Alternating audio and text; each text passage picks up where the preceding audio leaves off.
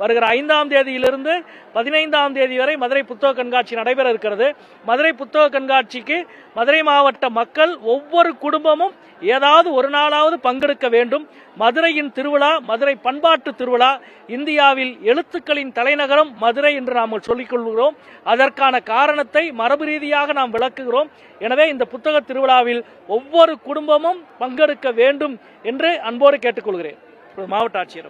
ஒவ்வொரு ஆண்டுமே கூட மதுரை மாவட்ட நிர்வாகம் இந்த ஒரு புத்தக கண்காட்சி நாம் ஏற்பாடு பண்ணிட்டு இருக்கோம்.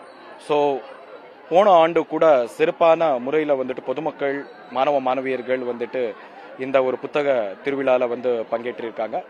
அவர்களுக்கு ஒவ்வொரு பப்ளிஷர்ஸுக்கு கூட சில சலுகைகள் எல்லாமே கொடுத்துட்டு இருக்காங்க. இது சம்பந்தமா இந்த வாட்டி போன ஆண்டு புத்தக திருவிழாவில் கிட்டத்தட்ட 120 ஸ்டால்ஸ்கள் போடப்பட்டது. பட் நம்மளுக்கு மதுரை மாவட்டத்தில் நல்ல வரவேற்பு இருக்கிறதுனால இந்த வாட்டி இன்னும் கூடுதலா சேர்ந்து 200 ஸ்டால்ஸ்கள் நம்ம தமுக மைதானத்தில் நாம் ஏற்பாடு பண்ணியிருக்கோம்.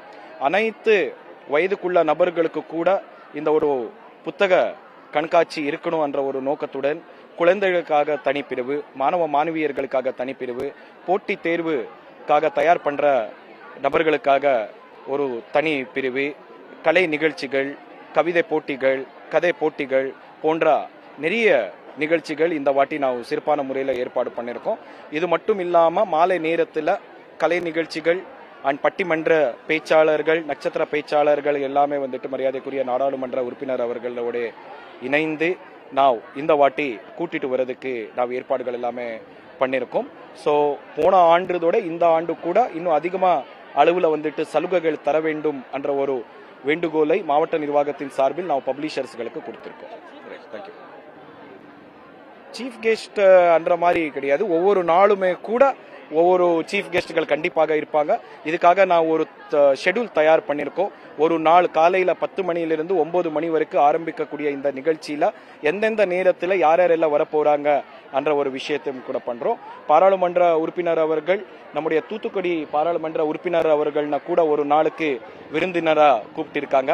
அவரு கூட பேச்சாளருடைய பட்டியல அவருடைய பேரு கூட நான் சேர்த்திருக்கோம். அதே போன்ற ஒவ்வொரு ப்ரொஃபஷனல்ல கூட சிறப்பா சாதனை செஞ்சிருக்கக்கூடிய நிறைய நபர்களுக்கு இந்த வாட்டி நான் மதுரை மாவட்டத்துடைய வாசிகர்களுக்கு அறிமுகப்படுத்தும்.